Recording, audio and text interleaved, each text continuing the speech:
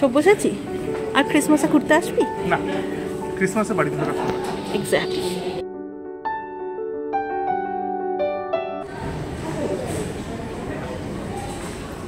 সব কাজ সারা, শুধু ইমিগ্রেশনটা বাকি। আর পুরো দুর্গাপুজোর মতো প্যান্ডেলের মতো লাইন পড়েছে। তো এবার আমরা পাসপোর্ট কন্ট্রোল, মানে এখানে যেটা ইমিগ্রেশন, মানে ইমিগ্রেশনকে এখানে পাসপোর্ট কন্ট্রোল বলে, আমরা দেখতে যাবো। চল।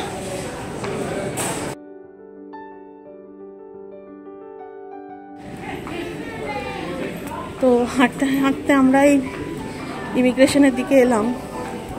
এখানে একটা ছোটো ক্রিসমাস ট্রি সাজিয়েছে, আর তারপরে এসেই আটকে গেলাম। এখান থেকে লাইন শুরু, আর ইমিগ্রেশনে কোনো কাউন্টারই দেখতে পাচ্ছি না। হ্যালো বন্ধুরা, তোমরা সবাই কেমন আছো? আমি খুব ভালো আছি। আর আজকে অনেক দিন পরে আরেকটা নতুন ঘুরতে যাওয়ার ভিডিও নিয়ে চলে এসেছি। ভিডিওর শুরুতেই বলে দিই যে আমরা গিয়েছিলাম হংকং। সব্যসাচীর একটা কনফারেন্স ছিল, আর এই ফাঁকে আমিও ওর সাথে ঘুরে এলাম। তার একটা বড় কারণ হলো হংকংয়ে ইন্ডিয়ানদের ভিসা লাগে না। লাগে না মানে ট্রাভেল ভিসা অল্প দিনের জন্য হলে আগে থাকতে করাতে হয় না। প্রি অ্যাপ্রুভাল একটা লেটার সঙ্গে থাকলেই হয়ে যায়। Times. Baggage should be securely stowed in the overhead compartments or under the seats in front of you. Take care when opening overhead lockers. আমাদের ফ্লাইট ছিল কেপটাউন থেকে দোহা, দোহা থেকে হংকং। আর ফ্লাইটে বসার পরেই প্রথমেই দেখলাম একটা ট্রাভেল কিট দিয়েছে। এই ট্রাভেল কিটটা কি তোমরা হয়তো অনেকেই জানো যারা ফ্রিকোয়েন্টলি ট্রাভেল করো। আমি তাও একবার দেখিয়ে দিচ্ছি। এখানে থাকে একটা মোজা, একটা চোখে বাঁধা ঠুলি, এই ঠুলিটা চোখে বাঁধলে চোখে আলো লাগবে না, কানে গোজার একটা জিনিস যাতে আওয়াজ হলে অসুবিধা না হয়, আর থাকে একটা use and throw brush and paste.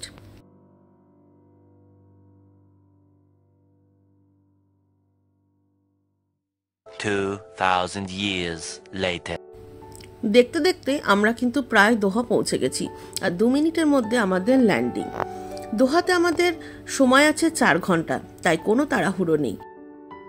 Security checking করার পরেই একটুখানি হাঁটলেই বাঁ দিকে তাকালে এই বড় স্ক্রিনটা চোখে পড়বে। আমি অনেকক্ষণ ধরে তাকিয়ে দেখার চেষ্টা করছিলাম যে এটা কি বোঝাতে চাইছে। নানা দেশের নানা রকম জামা কাপড় পরা মহিলা এবং পুরুষরা হেঁটে চলেছে, কি বোঝাচ্ছে। পরে সব্যসাচী বলল ওরা বোঝাতে চাইছে এখানে কতটা গরম পড়ে, আর তার জন্য মানুষ কিরকম দেখতে পায়, মানে ওই রাস্তার উপরে মনে হয় জল পড়ে আছে, আর মানুষজনকেও ঝাপসা দেখায়। আমরা আস্তে আস্তে নিচের দিকে রওনা হলাম। আমাদের অনেক দূর যেতে হবে নেক্সট ফ্লাইট ধরার জন্য। আর এরই ফাঁকে একটুখানি দেখিয়ে দিই ডিউটি ফ্রিটা।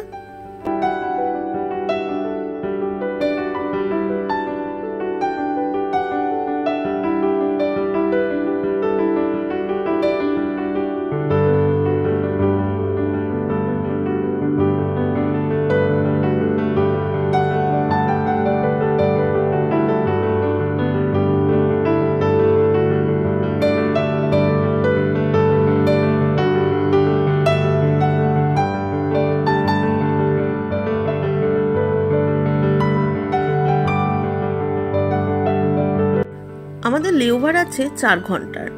মাঝখানের সময়টা আমি কিছুটা এই দোকান এদিক ওদিক ঘুরলেও সব্যসাচী একদমই এই উইন্ডো শপিং জিনিসটা পছন্দ করে না। তারপরে ঘুরতে ঘুরতে হঠাৎ করে সব্যসাচী বলল, ভালো চা খাবি? এখানে একটা খুব ভালো দোকান আছে। আর দোকান, চায়ের দোকান? আচ্ছা চল দেখা যাক। তো গিয়ে দেখি যে সত্যি খুব ভালো চা পাওয়া যায়। সব্যসাচী নিল দার্জিলিং টি, আর আমি নিলাম আমার পছন্দের মশালা টি। ওরা এইরকম পাত্রে চাটা দিল, যেখানে ছেঁকে নিতে হবে, ছাঁকনিও দিয়েছিল, আর আলাদা একটা পাত্রে মিল্কটা ছিল। আমি পছন্দ মতো চা বানিয়ে নিলাম।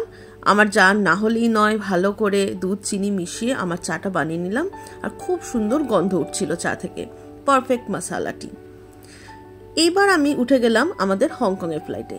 এই ফ্লাইটটা একটু পুরনো, সেজন্য দেখতে একটু অন্যরকম। জেনারেলি আমি ইন্ডিয়া ট্রাভেল করবার সময়তেও কাতারের যেরকম ফ্লাইটে বসেছি এটা একটু অন্যরকম দেখতে। আর এখানেও ট্রাভেল কিট ছিল, আর তার সাথে দিয়েছিল এক্সট্রা ওর একটা প্রোটেকশন কিট, আর অফকোর্স হেডফোন তো সবাই দেয়। এবারে আমার উইন্ডো সিট ছিল, আর যেহেতু দিনের বেলা ফ্লাইট ছিল তাই জানলা দিয়ে আমি সুন্দর টেক অফটা দেখতে পেলাম। যেহেতু আমি দোহা থেকে হংকং যাচ্ছিলাম তাই অফকোর্স ইন্ডিয়ার ওপর দিয়ে তো যাবই, কিন্তু আমি ঠিক বুঝতে পারছিলাম না আমরা কলকাতার ওপর দিয়ে যাব নাকি অনেক নর্থ দিয়ে যাব। কিন্তু ফাইনালি আমি ম্যাপে সেটা দেখে নিলাম, এই আমরা অনেকটা কাছাকাছি চলে এসেছি এবং হ্যাঁ, কলকাতার ওপর দিয়েই যাবে ফ্লাইটটা।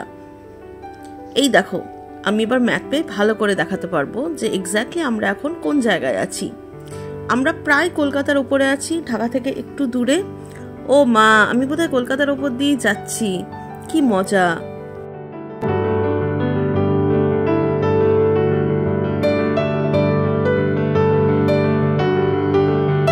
মাঝ রাস্তায় আমি জানলা দিয়ে মুখ বাড়িয়ে আর একটা ফ্লাইটকে একটু উঁচুতে দেখতে পেলাম, আর তার কিছুক্ষণের মধ্যেই আমরা হংকং পৌঁছে গেলাম। হংকং সম্পর্কে যেটুকু বলার, এটা একটা কিন্তু শহর, আর এটা বেসিক্যালি একটা আইল্যান্ড, মানে দ্বীপ। আর এখানে অনেকগুলো আইল্যান্ড মিলিয়ে এই জায়গাটা তৈরি হয়েছে। দূর থেকে মানে উঁচু থেকে খুব সুন্দর লাগছিল দেখতে, যদিও উঁচু থেকে কিন্তু আমি বুঝতেই পারিনি আসল হংকং শহর কতটা ঝকমকে। যারা তিনতরফ যিশু পড়েছো, মানে ফেলুদার গল্প, তারা সবাই অলরেডি নিশ্চয়ই জানো যে হংকংয়ের মানে হলো সুবাসিত বন্দর। আমি তাও আরেকবার বলে দিলাম। আর হংকংয়ে ফ্লাইট ল্যান্ড করানো বেশ কঠিন, কারণ এখানে সমুদ্র এবং পাহাড়ের মাঝখানে খুব অল্প জায়গার মধ্যে ল্যান্ড করাতে হয়। আর তাই প্লেনটা মাটি ছোঁয়ার সঙ্গে সঙ্গেই পাইলট জোরে ব্রেক দিল আর প্রচণ্ড ঝাঁকুনি দিয়ে আমরা থেমে গেলাম। এয়ারপোর্ট থেকে বেরিয়ে লাগেজ কালেক্ট করার পর দুটো বড় কাজ আমরা করেছিলাম। একটা হলো আমরা এয়ারপোর্ট থেকে সিম নিয়ে নিয়েছিলাম হংকংয়ের, কারণ আমি একা একা ঘুরে বেড়াবো, সব্যসাচী ইউনিভার্সিটি যাবে, তো দুজনেই যাতে কানেক্টেড থাকতে পারি। আর এখানে ভীষণ সস্তা ইন্টারনেট, আমরা হংকংয়ের 80 টাকা দিয়ে 80 GB নেট পেয়েছিলাম। তাছাড়াও আমি একটা অক্টোপাস কার্ড করিয়েছিলাম। এই অক্টোপাস কার্ডটা করানো থাকলে বাসে, ট্রেনে বা ট্রামে পেমেন্ট করতে খুব সুবিধা হয়। আর তাছাড়া মোটামুটি সমস্ত রেস্টুরেন্ট এই অক্টোপাস কার্ড অ্যাকসেপ্ট করে, তাই যেখানেই খাই না কেন আমি পেমেন্ট করতে পারবো। অক্টোপাস কার্ডটা বানানোর জন্য এয়ারপোর্টে আমরা ক্যাশ টাকা দিয়ে কার্ডটা বানিয়ে নিয়েছিলাম। এই কার্ডটা একদম আমাদের যে এটিএম কার্ড বা ডেবিট কার্ড হয় ওই রকমই কার্ড, কিন্তু এর কোনো পিন নেই, তাই হারিয়ে গেলে কিন্তু পুরোটাই গেল। আর তারপরে ওখান থেকে বেরিয়ে আমরা সোজা একটা ট্যাক্সি নিলাম, আর আমাদের এবার গন্তব্য আমাদের হোটেল। আমাদের আগে থাকতেই বুক করা ছিল। হোটেলের নাম হলো রয়্যাল পার্ক হোটেল। এটা সব্যসাচী ইউনিভার্সিটি, মানে যেখানে ওর কনফারেন্স হবে সেখান থেকে বেশ কাছে, কিন্তু শহর থেকে বেশ দূরে। আমরা হোটেলে চেক ইন করলাম, আর এই হচ্ছে আমাদের রুম। আমাদের রুম নাম্বার 516। আমি এই রুমে ঢুকে পড়েছি। এই দেখো আমাদের রুম, জল দিয়েছে, কফির সমস্ত জিনিস দিয়েছে, একটা বড় টিভি আছে, আর ও বাবা, আমার নামও লেখা আছে ওখানে। আর তারপরে একটা বড় জানলা থেকে আমি হংকং শহরটা দেখতে পাচ্ছিলাম। আজকের জন্য আমি ভীষণ টায়ার্ড, কারণ গতকাল বেরিয়েছি সন্ধেবেলা, আর তারপর সারা রাত আমরা ট্রাভেল করেছি, আর আজকে অলমোস্ট 12:30 বাজে হংকং টাইমে। আজকে হচ্ছে শনিবার, কাল রবিবার, একটাই দিন সব্যসাচীর হাতে এই শহরটা ঘুরে দেখার জন্য, তাই সকাল সকাল বেরোতে হবে। আজকের জন্য এই পর্যন্তই, বাই।